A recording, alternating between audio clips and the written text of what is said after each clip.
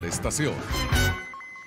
Bueno, en este momento tengo en línea a Francisco Rodríguez, economista, trabaja en la Universidad de Wesleyan en Estados Unidos, es graduado de Harvard. He querido conversar con él, además que él lleva tiempo en el mercado como tal americano, entender qué fue lo que ocurrió con el Silicon Valley Bank y si de alguna manera esto podría afectar la economía mundial, específicamente la economía estadounidense. Buenos días y bienvenido, Francisco. Qué gusto conversar contigo esta mañana.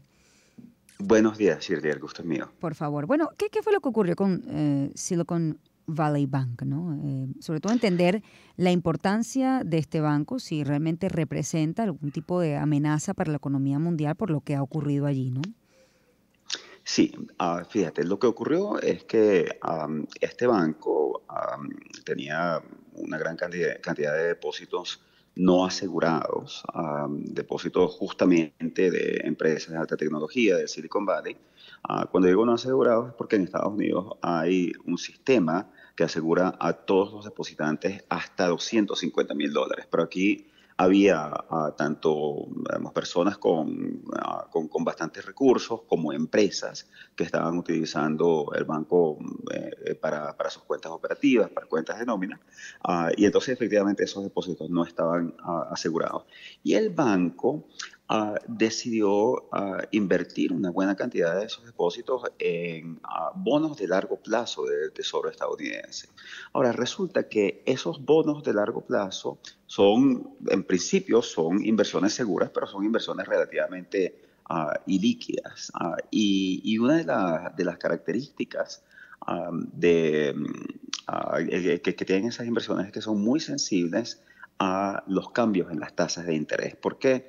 Bueno, porque si suben las tasas de interés, si la Reserva Federal sube las tasas de interés, entonces eso quiere decir que los nuevos bonos emitidos por el Tesoro americano comienzan a pagar más, pero eso quiere decir que los viejos bonos, los que estaban emitidos a una tasa de interés más baja en otros momentos, pierden valor. Y eso fue lo que le pasó al banco. El banco experimentó grandes pérdidas por esos movimientos que son producto de que la Reserva Federal haya seguido subiendo tasas de interés y simplemente no pudo responder ante sus depositantes. Pero también se da otro fenómeno que es un fenómeno bien conocido para quienes conocen del sistema bancario, de crisis bancaria, que es esencialmente una corrida bancaria clásica.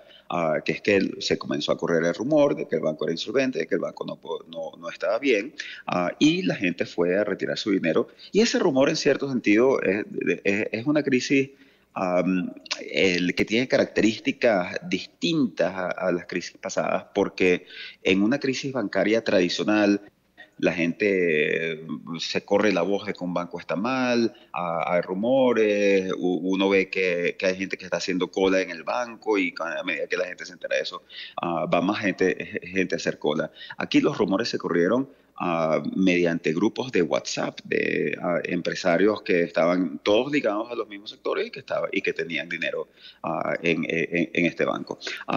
Ahora, la pregunta sobre si esto involucra un riesgo para la economía estadounidense mundial. Bueno, sí, el Silicon Valley Bank es el banco número 16 en tamaño en Estados Unidos. Eso quiere decir que vamos, no es un banco insignificante, pero no es uno de los principales bancos.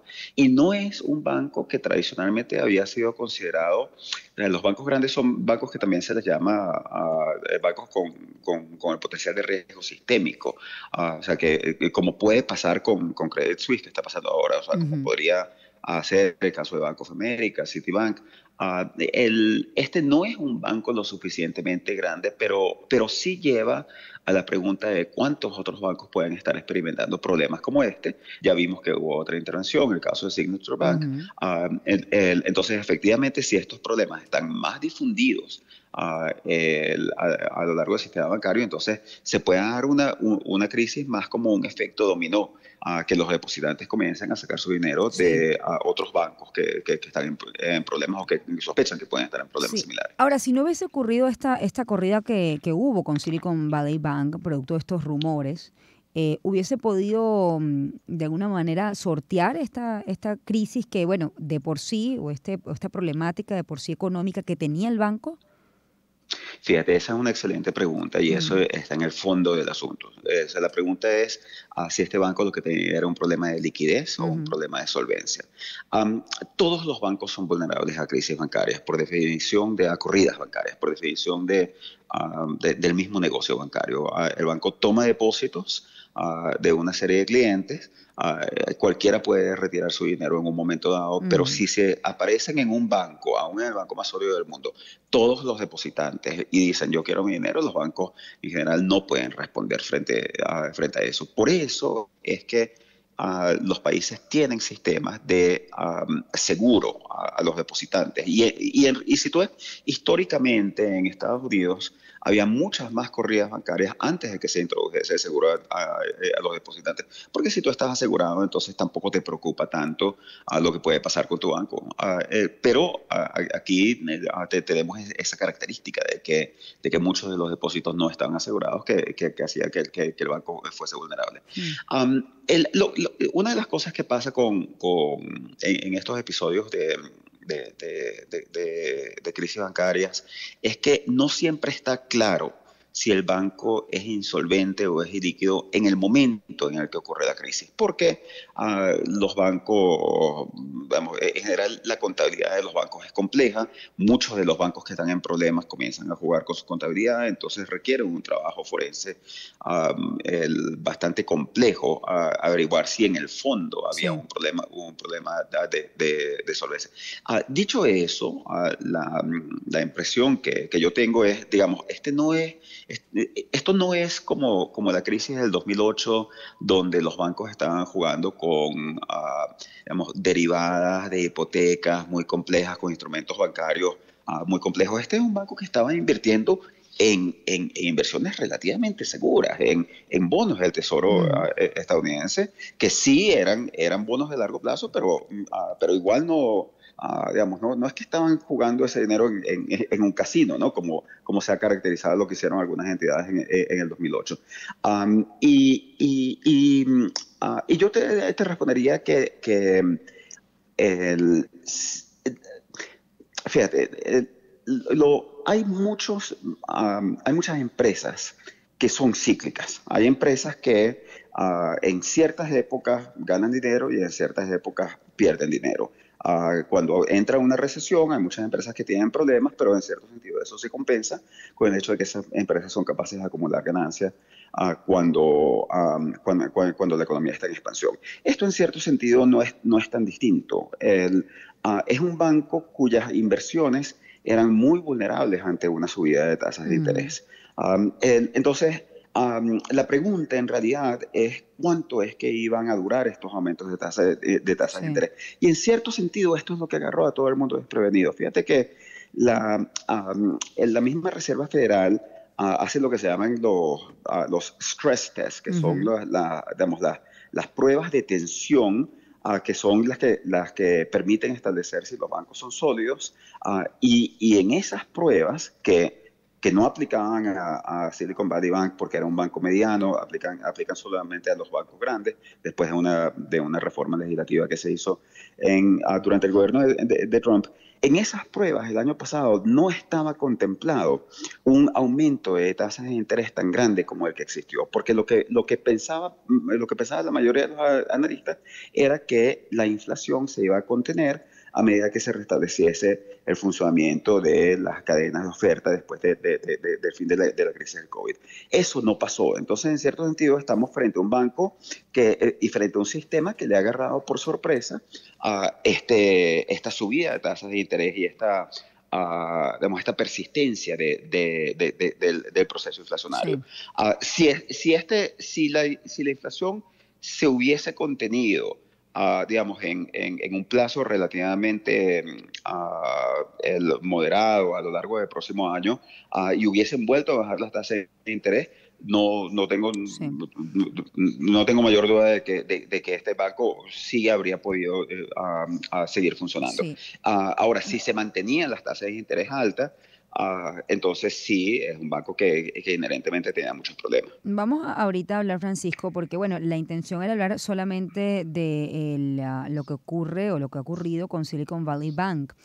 Pero fíjate que es noticia también el tema de Credit Suisse y además llama la atención porque estamos hablando, si hablamos de un banco sólido, estamos hablando de un banco de 1856, ¿no? Es decir, esto no es un banco relativamente nuevo como es el caso de Silicon Valley Bank. Y fíjate que hoy pareciera que está en su momento más delicado. ¿Qué ha pasado con Credit Suisse? Bueno, el caso de Credit Suisse es interesante porque el caso de Credit Suisse también pareciera ser de una corrida, un banco que tiene digamos, reservas de efectivo digamos, bastante sólidas. Ujú. Sin embargo, es un banco que en medio de este proceso en el que los mercados han estado muy preocupados sobre todos los bancos. Bueno, fue un banco, terminó siendo un banco muy vulnerable. Hubo un comunicado reciente donde ellos dijeron que sus auditores habían encontrado defectos, problemas materiales en sus balances que ellos estaban corrigiendo. Entonces, esto es algo que pone en alerta a todos los inversionistas, porque básicamente los inversionistas dicen, bueno, ok, este banco, sus balances se ven sólidos y los analistas dicen que es un buen banco porque sus balances se ven sólidos. Pero si el banco te dice, no, es que mis balances tienen problemas y los estoy corrigiendo, entonces se abre una duda. También el otro tema es que en una entrevista reciente, el Banco de Arabia Saudita es el propietario del 10% de las acciones de Credit Suisse. Y ellos dijeron que ellos no iban a meter más capital en el banco cuando se le preguntó en una entrevista a uno de los altos gerentes del Banco de Arabia Saudita. Entonces eso también causó una serie de temores que llevaron esta corrida. El banco Credit Suisse es un banco, como es un banco más grande, es lo que se considera un banco de importancia sistémica. Ujú. Y efectivamente las autoridades hicieron algo distinto, bueno, también es Europa, pero hicieron algo distinto de lo que se hizo con Silicon Valley Bank. Silicon Valley se le intervino, que quiere decir esencialmente que el gobierno tomó control, despidieron a la gerencia y pareciera que están en proceso de liquidarlo, ¿no? En el caso de Credit Suisse, se tomó la respuesta más clásica que se adopta en las crisis bancarias cuando los bancos tienen problemas de liquidez y no de solvencia, que es que se le está prestando dinero. Entonces se le dio una línea de crédito de 50.000 millones de dólares, Sí. la cual efectivamente están utilizando. Ahora, otra vez, aquí como siempre está la incertidumbre. Acuérdate que en el 2008, cuando estalló la crisis bancaria, prácticamente nadie sabía cuál era el riesgo que estaba, el riesgo que conllevaban a las obligaciones y las derivadas de hipotecas que Ujú. estaban en los libros de muchos de estos bancos. Bueno, entonces ese es y eso se descubrió con el tiempo, cómo era que estaban siendo valoradas y por qué estaban siendo mal valoradas. Lo mismo está pasando aquí. De repente no hay ningún problema con Credit Suisse fundamental, de repente sí hay un problema en sus balances. El riesgo y el miedo, el temor que haya ese problema, combinado con el, Precedente. Sí. sí, con los presentes que han ocurrido a nivel de otros bancos recientemente, y con el temor de que los bancos pueden en general ser vulnerables a las altas tasas de interés. Es Sí, pero lo que te genera estos temores en el caso de Credit a mí Suisse. me llama la atención, incluso más allá desde el punto de vista económico, desde el punto de vista comunicacional. Es decir, si Silicon Valley tenía fíjate que una de las acusaciones que se le hace es que no fueron claros en sus balances, ¿no? Con quienes eran los contribuyentes. En el caso de Credit Suisse, bueno, comunica que tiene un problema o que lo están solventando, entonces el comportamiento es lo mismo, ¿no? Aquí es, bueno, ¿cuál es la posición correcta como para que, más allá del problema económico que tengo de solvencia interno, no llame a los contribuyentes a sacar el dinero y ocurra cosas como lo que ocurrió con Silicon Valley, que fue al final el detonante que hizo que estallara ese colapso.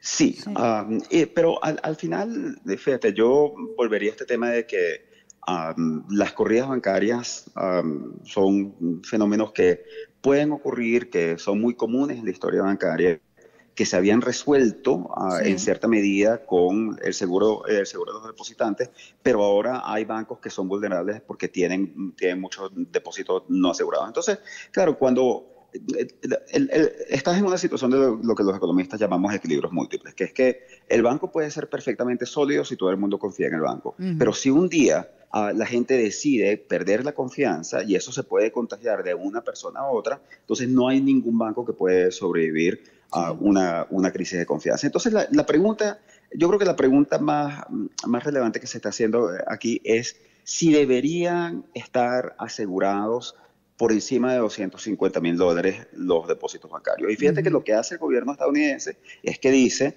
nosotros vamos a entrar y nosotros vamos a asegurar a todos los depositantes. Aquí el Sí. costo lo van a pagar la gerencia y lo van a pagar los accionistas, pero no lo van a pagar los depositantes. Entonces es como que el gobierno de Estados Unidos decidió, vamos a aplicar una regla distinta en este caso para que no se entre en pánico, porque si no Sí. pueden entrar en pánico Sí. todos Sí, los sí, sin depositantes. duda. Pero entonces esa regla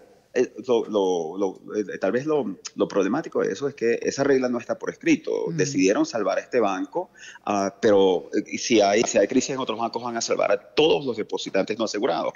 Hay países, por ejemplo, en Europa, en la crisis bancaria europea, como Irlanda, que decidieron hacer eso, decidieron salvar a todos los depositantes y después el gobierno asumió todas esas deudas y resultó que la deuda pública era insostenible porque era muy alta. Entonces, tampoco necesariamente hay una solución clara aquí Mm.